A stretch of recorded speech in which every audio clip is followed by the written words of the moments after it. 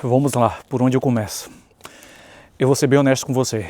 Eu pensei inúmeras vezes antes de trazer esse conteúdo aqui para esse canal, porque é algo pessoal que eu não queria me expor, né? Mas como já faz um tempinho que isso aconteceu, que quase eu separei da Johanna, a gente estava em uma fase muito ruim na nossa vida pessoal, no casamento, etc. E eu estava literalmente pronto para sair de casa, inclusive eu estava até fazendo as malas. E você vai entender melhor o porquê isso aconteceu e também vou explicar o motivo de eu estar falando sobre isso depois de alguns anos. E também aconteceu algo muito espiritual que até hoje, quando eu me lembro, eu fico arrepiado, sério mesmo, porque foi algo inacreditável. Fique tranquilo que eu não vou falar de religião ou coisa do tipo, mas da experiência que aconteceu comigo, que foi algo impactante que eu nunca vou esquecer, nunca mesmo.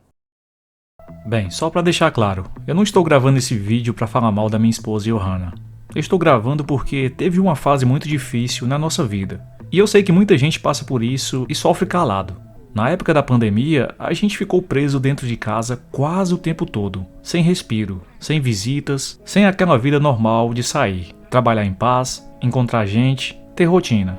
E quando você coloca um casal dentro de casa 24 horas por dia, com medo do mundo, com ansiedade, com pressão, as coisas mudam. E no nosso caso tinha mais coisa ainda. A gente tinha acabado de mudar de país, tinha diferença cultural, tinha barreira de idioma. O nosso filho Noah era um bebezinho, perto de 1 ano, quase 2.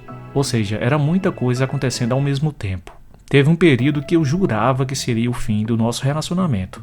E o mais doido é que não era por coisa grande, era coisa boba. Eu mudava algum objeto dentro de casa e virava discussão. Ela fazia uma coisa simples, a gente mal conseguia se olhar sem sentir tensão. E isso é uma sensação horrível, porque você ama a pessoa, mas não consegue ter paz com ela. Eu não estou aqui falando isso para apontar o dedo. O erro foi de nós dois. Só que naquela época, eu era mais imaturo para lidar com a pressão. Eu nunca tinha vivido um casamento de verdade. E nem ela. Eu também nunca tinha passado por uma fase tão pesada dentro de casa. E ainda teve um detalhe. A Johanna tinha quebrado a perna em 3 lugares diferentes. Ela já estava se recuperando muito bem. Já estava andando. Mas mesmo assim, a casa virou uma carga enorme. Eu tinha que conciliar trabalho, casa, filho pequeno e ainda ser o apoio para ela. Eu me senti sobrecarregado, e ela também. Só que quando a gente está cansado, a gente não conversa direito. A gente reage, a gente corta, a gente fala duro. E aí o problema vai virando bola de neve. A barreira do idioma piorou tudo também. Meu inglês não era bom. Eu não falava norueguês. Falava muito pouco sueco, que é o idioma materno da minha esposa. Então às vezes eu achava que ela estava falando uma coisa, mas era outra. E ela também me interpretava errado. E quando a conversa perde a profundidade, a pessoa vira inimiga dentro da sua própria casa. E olha, não deveria ser assim.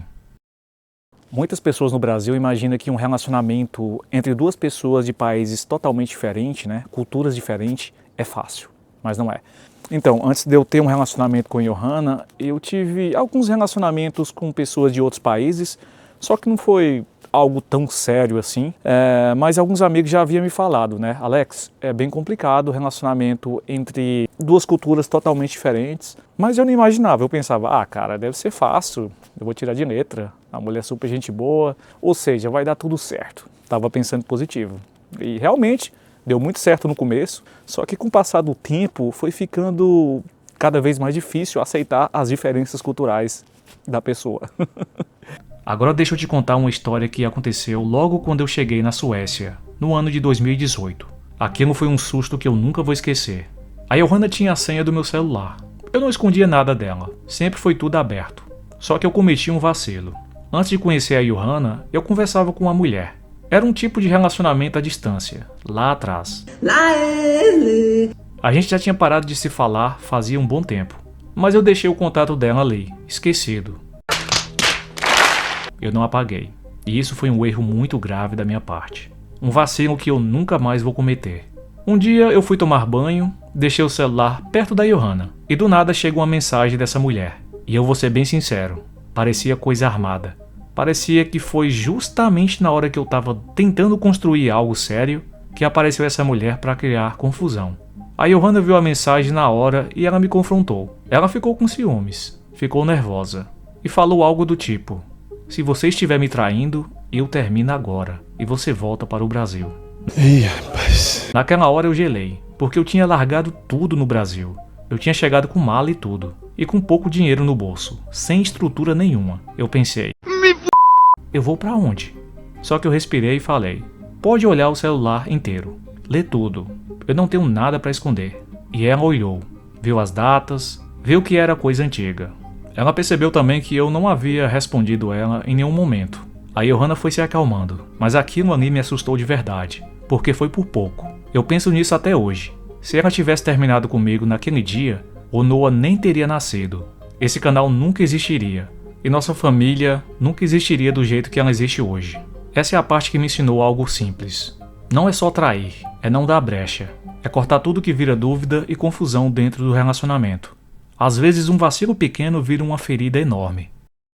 Boa parte de vocês que já me seguem aqui há um bom tempinho sabe que eu sou um cara que tem minha fé, né? Eu acredito em Deus e eu não quero forçar ninguém a acreditar em algo que eu acredito, mas o que aconteceu comigo não foi uma fantasia. A gente estava discutindo muito mesmo, a gente parecia que não combinava mais um com o outro. E era muita pressão sobre mim e também sobre ela, né? Ela começou a ficar muito estressada devido ao trabalho e eu também devido à depressão, que eu venho enfrentando isso há muito tempo, mas graças a Deus está ok agora.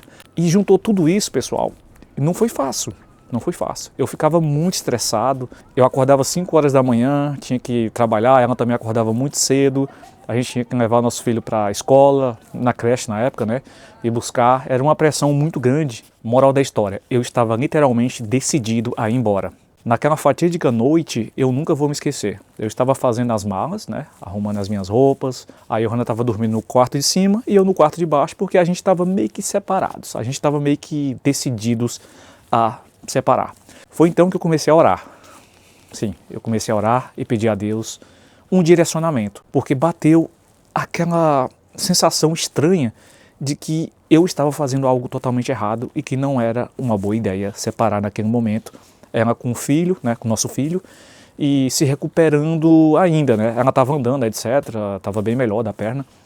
E eu falei, cara, como é que vai ser isso? Isso vai ser complicado para o nosso filho e também para mim e para ela. Mas eu estava decidido, já tinha um lugar para ficar, já tinha até arrumado um lugar para alugar, etc. E aí eu comecei a orar e eu pedi, Espírito Santo, eu preciso de uma resposta agora, eu não posso esperar para amanhã ou depois, porque a decisão que eu vou tomar aqui pode mudar o rumo da minha vida, o rumo da vida da minha mulher e do meu filho. E tem mais, eu havia pedido o Espírito Santo, ou seja, Deus, para me dar um sinal claro, que alguém me ligasse, que tipo um móvel caísse ali, algum objeto, sei lá, alguma coisa que realmente me desse um sinal claro de que eu estava tomando a decisão certa ou errada, ou que ele tentasse me impedir. Se é realmente para a gente ficar juntos, a Johanna desce aqui e vem conversar comigo e a gente entra em um acordo e resolve a situação. Pasme, quando eu terminei de fazer a oração, a Johanna desceu do segundo andar e abriu a porta, começou a me abraçar e chorar e falar que não queria separar. Aquilo foi um sinal bem claro do Espírito Santo que a gente deveria ficar juntos. E aí eu comecei a abraçar ela, ela chorar, eu também chorei. Eu falei para ela, Johanna, eu contei a experiência espiritual para ela, e ela ficou pasma também, né? Ela sentiu algo inusitado, algo inexplicável. Do nada ela começou a me abraçar forte e chorar. E a gente resolveu a situação. Não vou dizer que ficou perfeito, né? A gente teve muitas discussões ainda, problemas no relacionamento que, infelizmente, é perfeitamente normal, né? As diferenças culturais, você viver com uma pessoa dentro de casa, tipo, 24 horas por dia praticamente, porque estava em plena pandemia, ninguém podia sair de casa, e a gente teve as nossas discussões, mas nada que levasse o fim do relacionamento, como aconteceu dessa vez. Eu sei que muita gente pode me julgar por eu me expor e falar desse assunto. Vai ter gente dizendo assim, Alex, você ia se separar da Johanna justo quando ela estava se recuperando do acidente, quando ela quebrou a perna em 3 lugares diferentes? Eu entendo como isso pode soar um pouco estranho quando você vê de fora, mas eu preciso falar a verdade do jeito certo. A Johanna também não estava feliz no casamento. Não era só eu. A gente chegou num ponto em que nós dois estávamos no limite, sem força, sem paz e sem parceria, que nada encaixava. E mesmo se a gente tivesse se separado, isso nunca ia significar abandono. Eu não ia virar as costas para ela e para o nosso filho de jeito maneira nenhuma. Eu não ia deixar de cuidar dela, e muito menos do nosso filho Noah.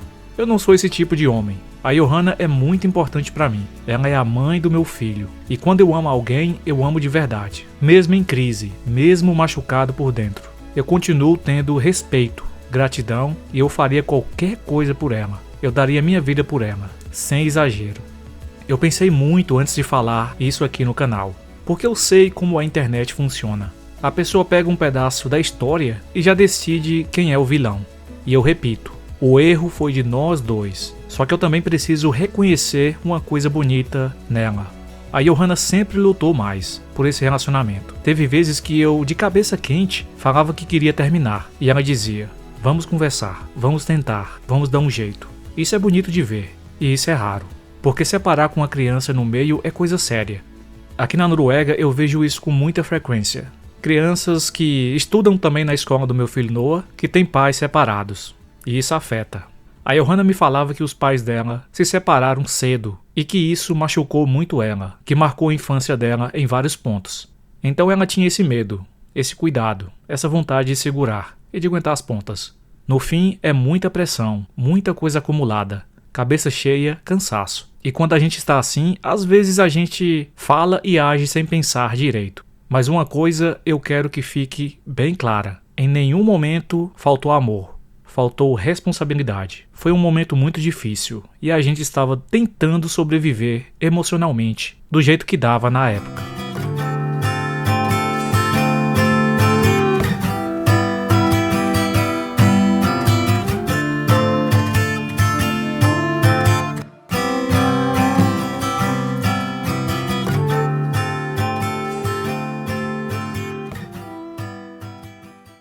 Então, alguns dias atrás, eu resolvi levar o Noah para cortar o cabelo. E essa foi a segunda vez em toda a vida dele que o cabelo dele foi cortado, em uma barbearia. Mas como você pode ver no vídeo, ele não gostou muito não, viu? Mas me diz aqui, você gostou do novo corte de cabelo do meu filho Noah? Eu particularmente gostei bastante, só que a Johanna ficou irada, porque ela gostava do cabelo dele grande. Eu também acho que ele ficou até mais velho com esse novo corte. Antes ele estava parecendo mais uma criança menor do que a idade que ele tinha. E por favor, não saia do vídeo ainda porque eu ainda vou contar uma história impactante, justamente sobre o meu filho Noah. Eu já havia até falado sobre isso no canal, mas eu vou refrisar novamente de uma maneira um pouco diferente.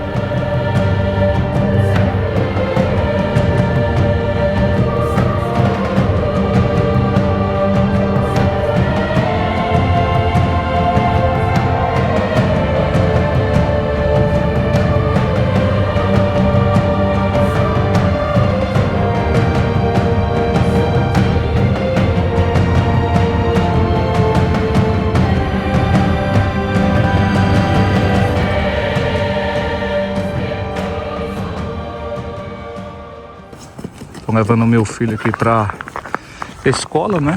Já chegamos aqui. Olha só a bandeira da Noruega hasteada. Coisa mais linda, né?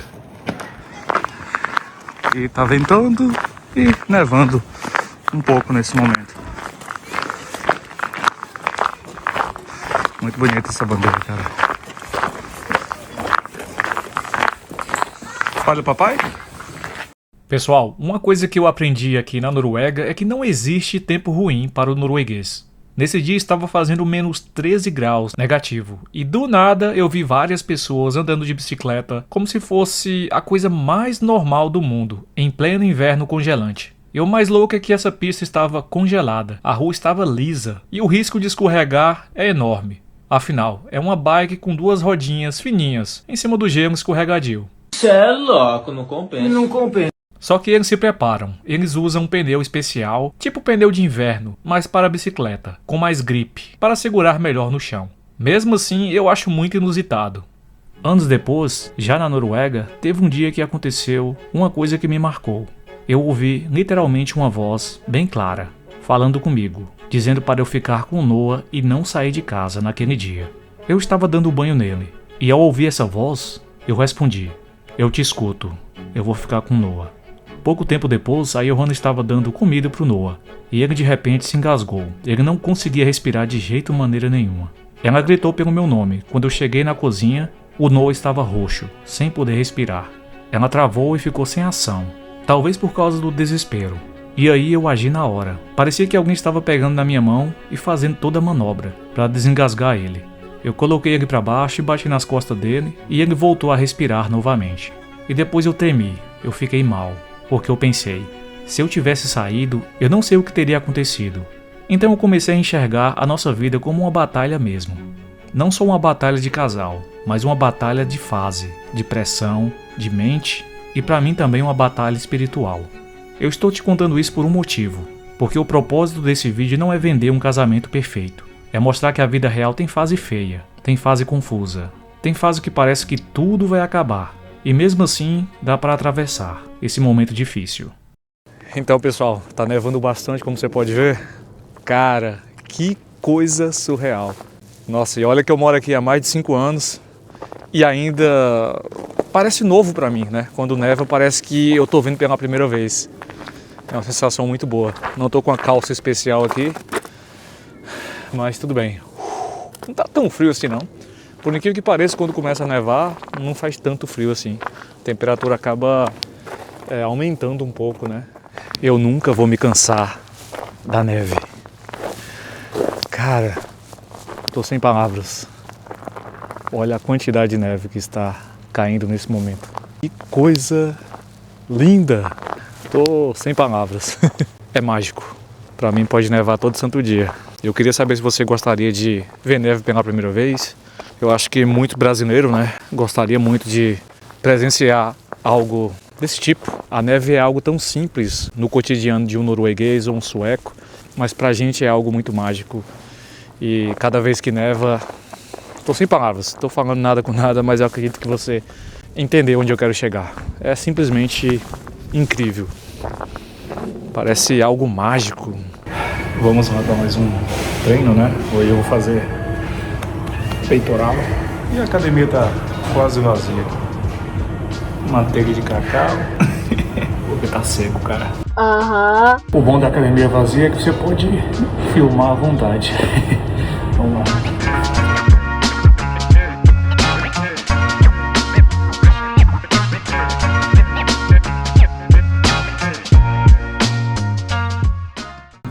Minutos de treino. Esse espelho tá sujo, hein? Cansei, viu? Peitoral. Queima ou não queima? Torra! Queima ou não queima? Torra! E o tríceps. O shape tá vindo. Tá demorando, mas tá vindo. Mas alguém precisa limpar esse espelho aqui. Acho que eu virei foi faxineiro. Vou ficar observando isso, né? Agora eu vou tomar um banho aqui, né? Essa ducha.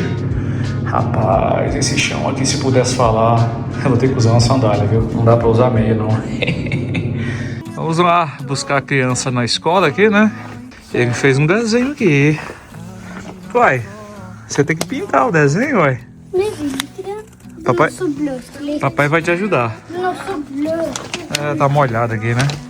Eu gostei do seu cabelo. Olha o cabelinho bonito, viu?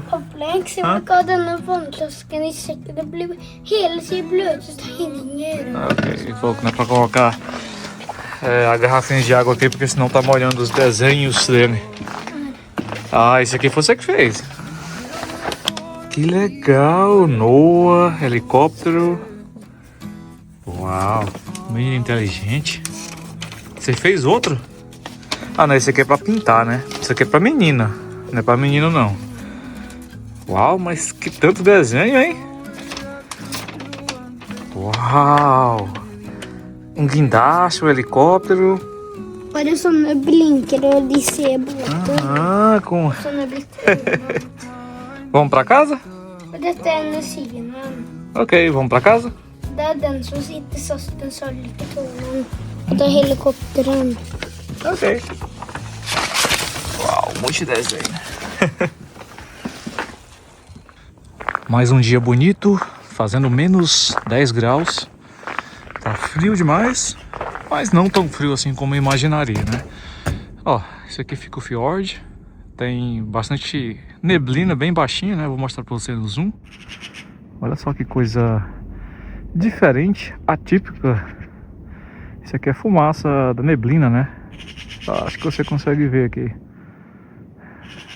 E aqui fica a cidade de Osmo, que eu sempre mostro. Vou jogar o zoom. Aqui é a cidade de Osmo. A gente mora praticamente do lado da capital. Uau. O zoom foi longe, viu? Olha a distância. Novamente. Que legal, cara. E é isso. Vamos pra casa porque tá frio demais, viu? Ainda bem que eu tô preparado. Olha o tanto de neve. E o sol nascendo agora praticamente. 9 horas da manhã. Coisa de doido, né? Meus amigos, antes de terminar o vídeo, eu quero agradecer de coração quem apoiou o canal com doações via Pix. É sério, você não faz ideia do quanto isso me ajuda. Essas doações me dão forças para continuar firme e trazendo conteúdo de melhor qualidade para você sobre a Noruega, Suécia e países escandinavos em geral. Então vamos lá para os agradecimentos, do maior valor ao menor. Eu sou muito grato a você, Clécio Soares de Andrade, por sua contribuição de R$200. Uau, meu querido, muito obrigado mesmo e que Deus te dê em dobro. Agradeço também a você, Robervaldo de Oliveira, por colaborar com R$60. Que Deus também te abençoe, Robervaldo. Sou grato também a você, Regina Holling e Célia Sayuri, por ambas me apoiarem com R$50 cada. Muito obrigado também a você, meu querido amigo Eduardo José Pereira Soren, por colaborar com R$30. Agradeço também a você, Adaide Almeida Neves, por me ajudar com R$21.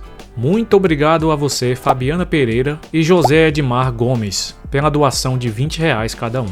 O Gabriel Pinheiro Fiel também me ajudou com R$19,87. Muito obrigado, meu querido. Obrigado ao Antônio Carlos Batista, Clóvis Lourenço, Lourdes Conceição Araújo, João Emídio de Medeiros, Jesse de Couto Moura e Maria Floresnida da Costa, por apoiarem o meu trabalho com R$10 cada. Que Deus abençoe vocês. Agradeço também a você, Daniel da Penha Leles, por contribuir com R$7. E por último, mas não menos importante, muito obrigado, Luiz Donizete Jacó, por sua ajuda de R$5. De coração, que Deus abençoe cada um de vocês. E só reforçando aqui, ninguém é obrigado a fazer doações para mim. Quem ajuda, ajuda por livre e espontânea vontade. Mas se você sentir no coração e quiser apoiar o meu trabalho aqui, é só mirar o seu telefone no QR Code que está aparecendo aí. Todo o valor que entra aqui, eu vou investindo para melhorar os vídeos e continuar trazendo conteúdo para vocês de alta qualidade. É sério, muito obrigado novamente.